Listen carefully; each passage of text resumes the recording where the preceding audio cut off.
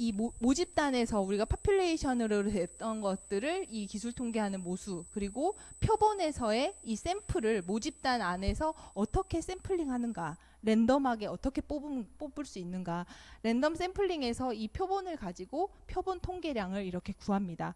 이걸 가지고 우리가 이 전체의 측정이나 실험에 대한 여러 가지 자료들을 요약이나 해석을 해서 자료 특징을 보는 거, 모수나 표본 통계량으로 볼 수 있는 이런 것들을 기술 통계라고 하고, 여러분들이 이런 거를 차트로 표현해도 되고 꺾은 선으로 표현해도 되고 기술할 수 있는 표현으로 하시면 됩니다.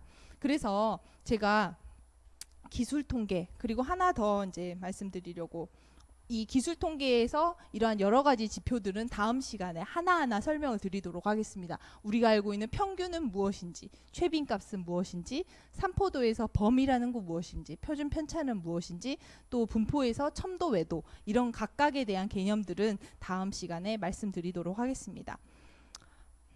그래서 이제 두 번째로는 추론 통계학.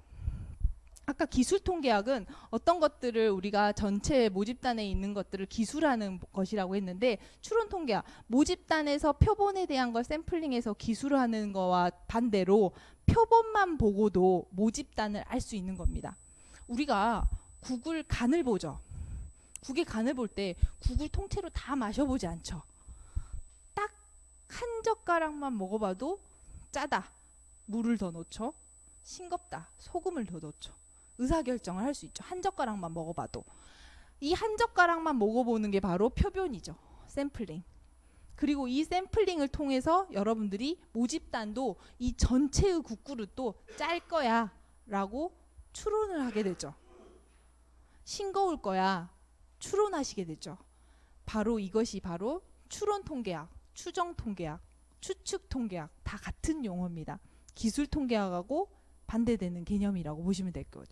어떤 것을 디스크라이브하는 이 기술 통계학과는 달리 이 표본을 가지고 추정을 해서 이 모집단이 어떻게 생겼는지 우리가 다 먹어보지 않고도 알게 되는 그런 방법론이라고 보시면 될 것 같아요. 그래서 모집단에 대해서 표본을 추출하는 거, 샘플 볼 수 있는 거고, 이 샘플을 통해서 표본 통계량을 구하는 걸 우리가 기술 통계, 그리고 표본 통계량을 통해서 이 모집단의 모수를 추론할 수 있는 거, 이게 바로 추론 통계. 그리고 모집단도 다시 모수로 추론해 볼 수 있는 거, 하나로 정리해 볼 수 있는 거, 그것이 바로 기술 통계다. 그래서 여러분들이 이쪽은 기술 통계, 이쪽은 추론 통계, 이렇게 기억해 주시면 좋겠습니다. 그래서 하나의 표로 제가 한번 정리를 해봤고요. 여러분들한테 기술 통계와 추론 통계가 무엇이다, 이 두 부분 다시 한번 리마인드 드리기 위해서 제가 그림을 하나 더 가져왔습니다.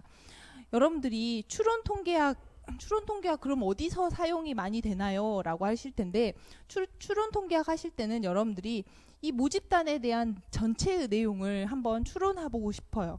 우리가 전체 흡연율, 아까 담배값을 10% 인상하면 흡연율이 몇 %나 감소할까? 그것도 어떻게 보면 전체 우리나라 인구 전체를 대상으로 할 수는 없죠. 그래서 청소년들 가운데서 몇몇의 시도별로 우리가 샘플만 조사를 해봤어요. 근데 그 샘플에서 뭐라고 했냐면 10% 정도 올리는 거 가지고는 난 절대 금연하지 않을 거야, 난 움직이지 않을 거야 라고 얘기했어요. 그러면 샘플에서 그랬으면 우리나라 전체 청소년한테 해보지 않아도 어때요? 대충 추정했을 때, 한번 우리가 통계적으로 예상을 해봤을 때 그럴 것 같으시죠? 그러니까 여러분들이 샘플을 가지고 여러 가지 통계 지표를 가지고 전체 집단을 추론해 볼 수 있는 그런 추론 통계학 부분을 바로 일반화할 수 있는지, 그리고 전체의 모집단의 특성으로 추정해 볼 수 있는지, 이 두 부분을 말씀을 드렸습니다. 그래서 표본의 특성을 어떻게 분석하는지, 그래서 전체 아까 보여준 여러 가지 우리가 최빈도, 평균, 산포도, 첨도, 이런 것들은 다음 시간에 말씀드리고, 오늘은 이 방문을 나가시 전까지 통계학이라는 것은 크게 기술하는 기술 통계학, 그리고 뭔가 샘플에서부터 전체 모집단을 다시 한번 추론해보는 추론 통계학, 이 두 가지로 구성이 됐구나. 이번 한 학기 동안 그 두 가지 내용을 조목조목 배워보는 것이구나라고 여러분들이 판단해 주셨으면 좋겠고요. 그래서 이 묘집단과 표본 다시 한번 여러분들 리마인드 하기 위해서 제가 이렇게 보여드렸고, 이제 마지막 슬라이드 한 2장 정도 남았습니다. 여러분들이 그러한 기술 통계학, 추론 통계학 왜 중요하나, 여러분들이 하나로 우리가 여러 구구절절히 얘기할 걸 하나의 도표로 정리하고 하나의 차트로 정리했을 때 그 데이터의 힘, 요즘 인포그래픽이라고 많이 하죠. 인포메이션이 담긴 그래픽스. 그 인포그래픽의 힘은 100권의 책보다 훨씬 더 강력합니다. 제가 예전 역사에서 나폴레옹 시대, 나폴레옹이 실제로 러시아에 침공했을 때 그 인포그래픽이 얼마나 힘을 발휘했는지에 대한 것들 다음 시간에 보여드리도록 하겠습니다. 그래서 기술 통계학을 잘하면 얼마나 내 비즈니스에 도움이 되는지, 그리고 내가 프레젠테이션 할 때 훨씬 더 파워풀한지, 그런 부분들을 좀 말씀드리겠고요. 이제 여러분들이 구글에 들어가도 이런 구글 차트라고 해서 여러분들이 구글 차트 안에서 여러 가지 데이터를 이렇게 변환시켜서 이렇게 지도 안에 매핑해서 보여줄 수도 있고요. 그리고 아까 인포그래픽처럼 각각의 포션별로 가장 대륙별로 인구가 많은 대륙에 대해서 이렇게 한눈에 보여주는 데이터도 보여줄 수 있습니다.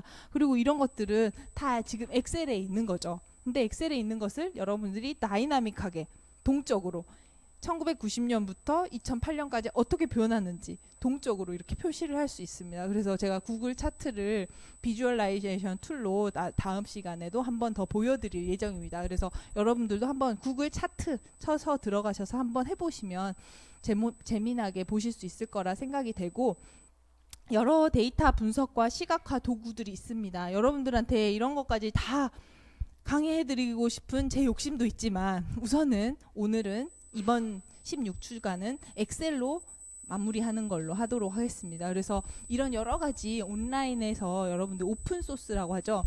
누구나 다운로드 받아서 그 소스 코드를 자기가 코딩을 변경해서 쓸 수 있는 이러한 소스 코드 툴들이 많이 나와 있습니다. 그래서 통계에는 이런 걸 만드는 사람도 있잖아요. 우린 가져다 쓰기만 하면 되니까 쉽게 배울 수 있겠죠. 그래서 이러한 R이라는 프로그램이 있습니다. 그래서 알까기의 그 R이 아니고요. 이제 알파벳의 R입니다. 그래서 R 프로젝트라는 이런 것들, 이렇게 생겼다는 것들 좀 보여드리고, 이제 R이 굉장히 금융이나 인포그래픽이나 아니면 소셜 네트워크 분석이나 데이터를 클러스터링해서 지도에다 매핑하는데 굉장히 파워풀한 툴이다까지 말씀을 드렸습니다. 그래서 이제 앞으로 통계학의 응용 분야로 스포츠에서도 사이버메트릭스라고 여러분 들어보셨을 거예요. 실제로 야구는 통계죠. 야구에서 엄청난 통계 데이터가 많이 사용이 되죠. 그래서 이러한 야구의 베이스볼 스태티스틱을 이용해서 연봉을 산출해내기도 하고요. 축구에서도 축구화에 센서를 달아서 그 사람의 볼 점유율을 계산해내기도 하고요.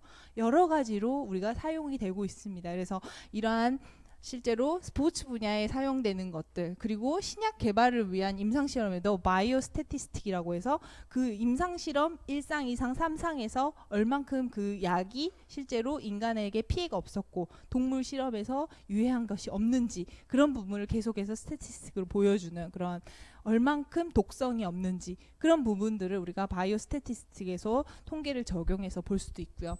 이제 이런 지표들은 많이 보시죠. 실업률 추이 지표 보는데 내 주변에는 실업한 사람들이 많은데 실업률 추이는 별로 그렇게 크게 변동이 없는 것 같아요. 그럼 도대체 이 실업률은 어떤 근거로 통계를 내서 우리가 보고 있는지, 그런 부분들에 대해서 한 학기 동안 강의하도록 하겠습니다. 그래서 이제 통계를 대하는 제세, 마지막 슬라이드입니다. 이 통계를 대하는 자세를 말씀드리면서 이제 제가 통계 중요하다고 말씀드렸으면서 통계를 대하는 자세를 이제 말씀드리면 좀 힘이 빠지기도 하는데요. 여러분, 통계는 가장 강력한 거짓말이라고 얘기하는 사람도 있습니다. 왜냐하면 데이터를 조금만 바꿔도 전혀 다른 결과를 보여줄 수도 있고, 그리고 이 통계학에서는 현실 세계를 그대로 똑같이 반영하는 모형이라는 건 존재하지 않죠. 그래서 통계 모형을 얼만큼 현실치에 가깝게 하는 것이 사실 통계학자들의 굉장한 노력들이고, 그래서 all models are wrong, some are useful. 모든 모형은 틀렸다. 하지만 여러분한테 맞는 유용한 모델을 선택해서 보시면 된다라는 거 말씀드리고, 뭐 사실 이 부분 obvious is the most dangerous word in mathematics. 수학, 통계학에서 obvious하다, 명백하다. 이건 명백한 사실이야, 명백한 참이야. 가정에서 우리가 가설 테스트에서 명백해. 이런 것들은 다 위험한 발언이다. 통계적으로 얼만큼 시그니피컨트하게 실제로 유의미한지 여러분들이 그런 것들을 밝혀내고 이해하시는 부분들이 앞으로 여러분들이 가져야 될 통계학을 대하는 자세이다 말씀드리면서, 제가 이거 하나, 제가 내셔널 지오그래픽에서 이 통계학을 동영상을 볼 수 없다고 나오는데, 내셔널 지오그래피에서 지금 빅데이터 마이닝이라고 해서 이 통계학이 여러 가지 사이버 공격전에서도 어떻게 사용이 되는지 그런 것들을 보여줘요. 사이버에 취약한 컨티넨트가 이렇게 통계적으로 보여주는 데이터거든요. 제가 동영상 링크를 다시 찾아서 올려드릴 테니까 여러분들이 통계학의 사용 범위가 내가 생각했던 그 학부 때 시그마와 인테그랄이 나온 그런 복잡한 것에서 거치는 것이 아니고 이런 많은 분야에 활용되구나. 그럼 내가 통계학이라는 걸 수학적인 개념으로 이러한 어려운 것으로 어프로치하지 마시고 실생활에 활용되는 부분으로 어떻게 빅데이터에서 활용되는지, 그리고 내 삶에서는 어떻게 적용할 건지 그것들을 한 학기 동안 해보도록 하겠습니다. 그래서 오늘 강의는 여기까지 하겠고요. 혹시 질문 있으신가요? 네, 예, 너무 강의를 잘해서 질문이 없는 걸로 하고 수업은 이상으로 마치도록 하겠습니다. 네, 네, 네, 네, 네, 네, 네.